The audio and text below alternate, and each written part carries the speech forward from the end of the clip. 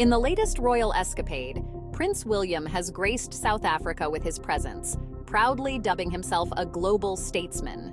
It's a title that sounds impressive until, of course, you realize that South Africa has a rather cheeky rebuttal for him.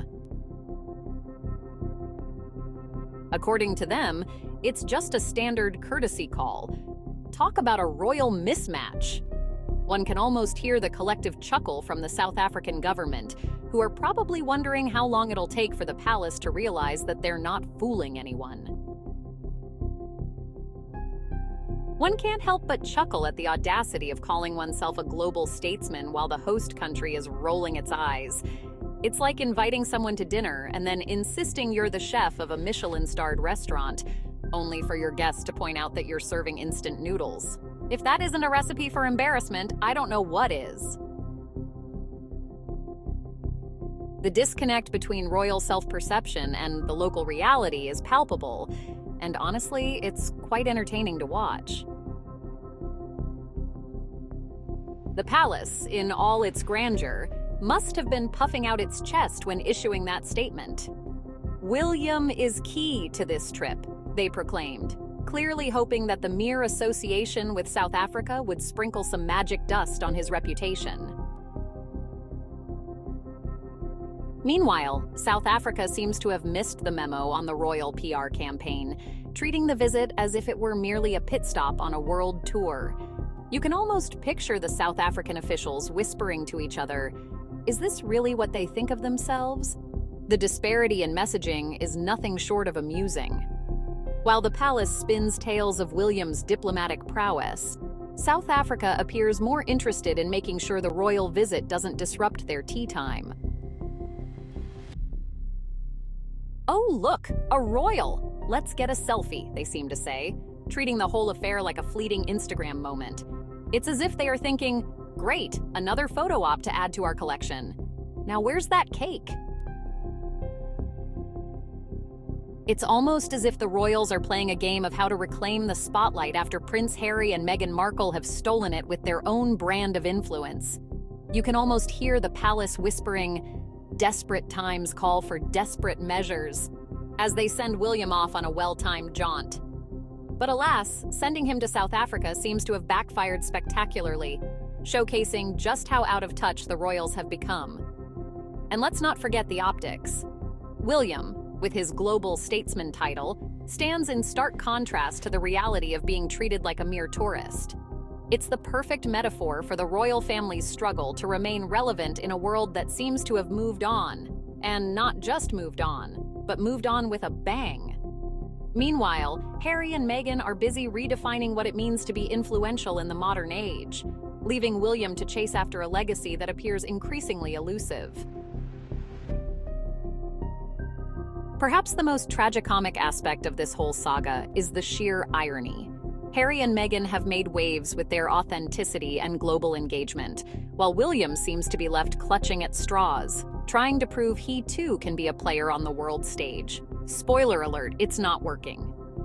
The contrast between the two brothers could not be more pronounced, with one embracing change and the other desperately trying to cling to a fading royal narrative.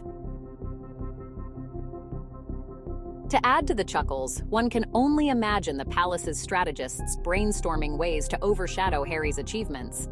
"Let's send William to South Africa. That'll show him." Except it seems the only thing it's shown is how out of touch they truly are.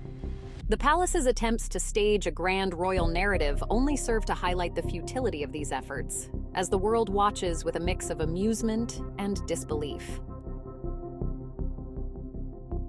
South Africa's nonchalant attitude toward the visit is a testament to their savvy.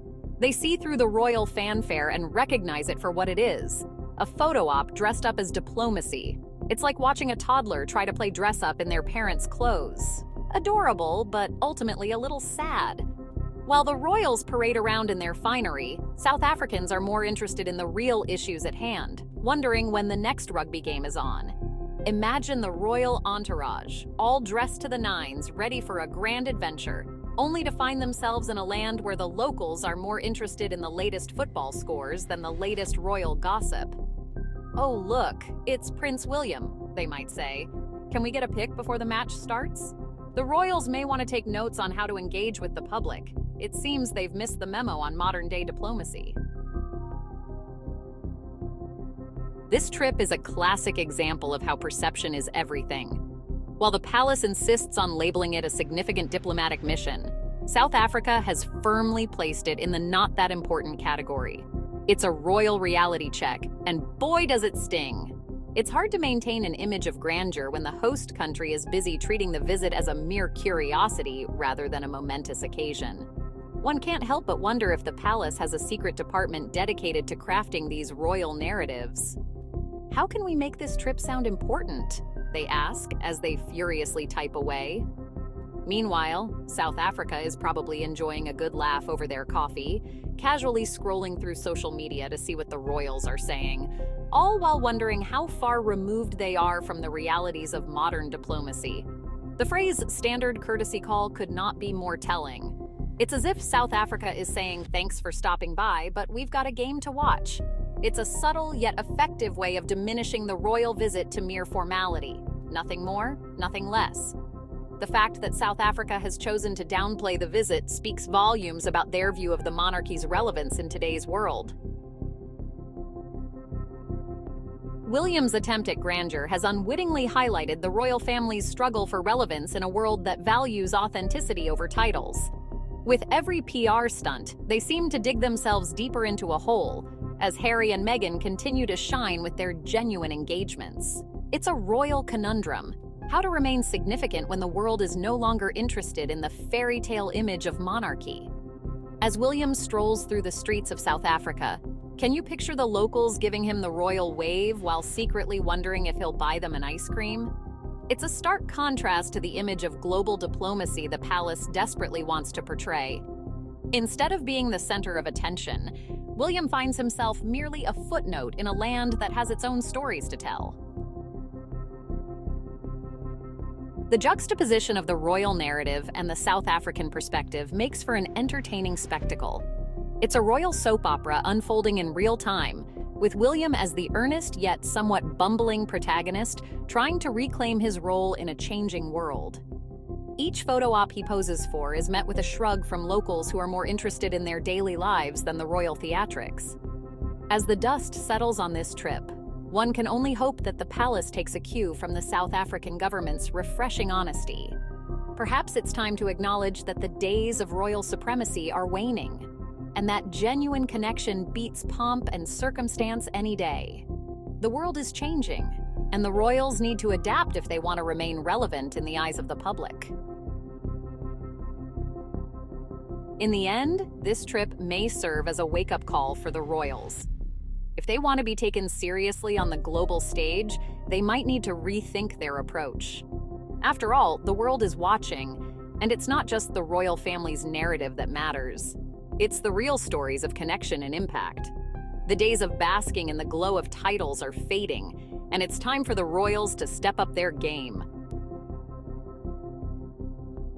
So here's to Prince William's South Africa trip, a fine example of how not to do diplomacy in the 21st century.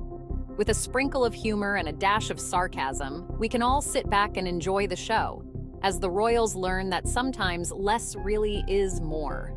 The real question remains: how will they respond to the growing influence of Harry and Meghan, who are redefining the narrative one engagement at a time? Here's hoping they find their footing soon, because we're all eager to see how this royal saga unfolds next.